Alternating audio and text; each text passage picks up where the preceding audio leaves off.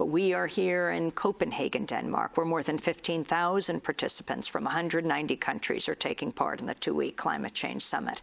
On Sunday, Democracy Now! Producers Mike Burke and Elizabeth Press spoke to a number of delegates, activists, and journalists from Africa about how climate change is impacting the world's second-largest continent. My name is Chikondi Juma. I'm from Malawi. I'm a journalist. I work with a private radio station called Capital FM.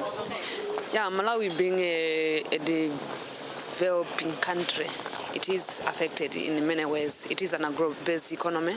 So because of the changes in climatic conditions, most of the times we don't have adequate rains, or sometimes we have too much of it, and we have droughts and floods. And also health conditions. There's a lot of mosquitoes, so malaria cases go up. So I would believe that the United States and the other countries, all the rich countries, they need to do something, because like a poor country like Malawi, I don't think there's nothing that we can do. We want to get developed, but we can't, because we are affected by climate change. I believe the rich countries can do something by either reducing the emissions and, of course, providing some money for developing countries to also put up some adaptation measures and the mitigation measures for this climate change thing. I'm Titus Lamini. I'm from Swaziland. I'm here in my capacity as the country's coordinator in matters of management of protected areas under the Convention of Biological Diversity. The impacts of climate change will not discriminate whether you're in Swaziland or anywhere else, whether you're a small country or a big country, whether you have contributed in a small way or in a significant way. One way or the other, the impact will be felt. So we felt that it's important that we come and our voice is heard, and we're part of the discussions that are seeking to come up with. Yeah, my name is Samuel Naikada, and I'm from Kenya. I have come here for the conference for climate change. I'm actually from an indigenous group called the Maasai's people, who are the people who are actually depending on forests and livestock. So we are here as indigenous people to also try and see what actually the government are going to pass in terms of the various sectors which are being discussed in climate change. We are experiencing a lot of drought, and our livestock are dying, and people are really also dying, and there's no sufficient food, there's no water, there's a whole problem of health. There are so many diseases coming up, and being people who depend on forests and livestock, we have a lot of problem because we depend on herbs from the forest, we depend on honey from the forest. They are not there anymore because the whole climate's really changed everything. My name is Eunice Oniboku. I'm from Nigeria. I'm representing an NGO and have come to attend the COP15. I'm a teacher. I have a school in Nigeria, and I've actually been organizing talks and meetings in local areas, in villages, so that because the children are the leaders of tomorrow, and we need to start to carry them along with us now. Let them know what climate change is, because like we all know that climate change will affect everybody. Either you are a man, a woman, you are young, you are old, there's no exception. It's a global issue, but which needs a local solution. So you look at Niger Delta now, we are talking about, the pollution of the water. Most of the people there, they are fishermen, and you see with the oil spill, we are having a lot of water has been polluted. Then you look at the Bar Beach, for example, you see the ocean surge. A lot of people have been displaced.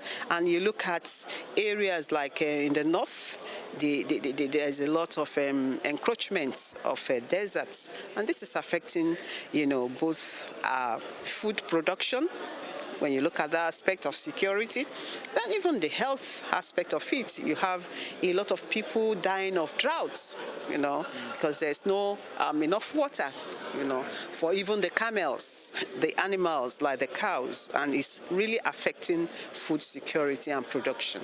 Yeah, I'm Yinka Adeyemi. I come from Ethiopia. I work for the United Nations.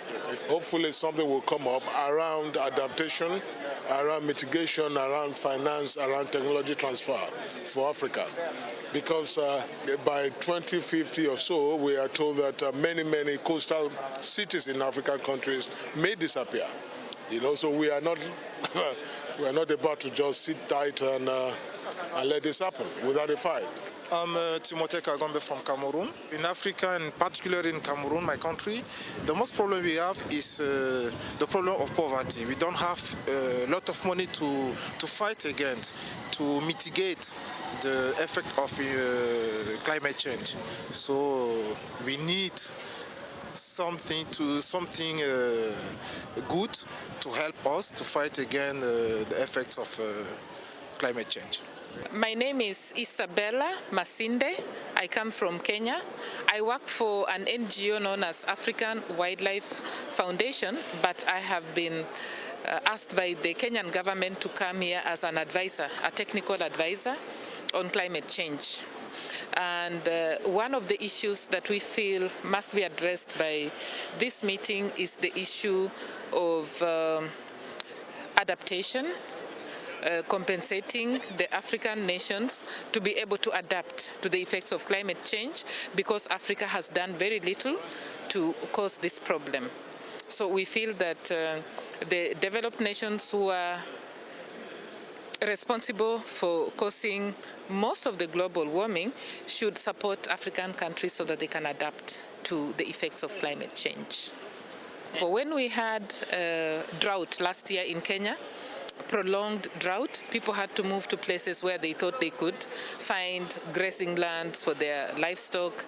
People had to move to places where they could find water, because most of the traditional water sources dried up, so they have to be pushed to other places.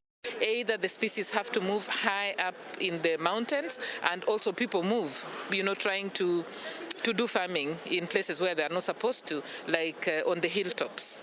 So that creates environmental refugees. When the droughts ended, the floods set in. And now these floods also cause environmental refugees, because people have to move from lower grounds to higher grounds. And then that causes conflicts, because there are already people who claim that these places belong to them.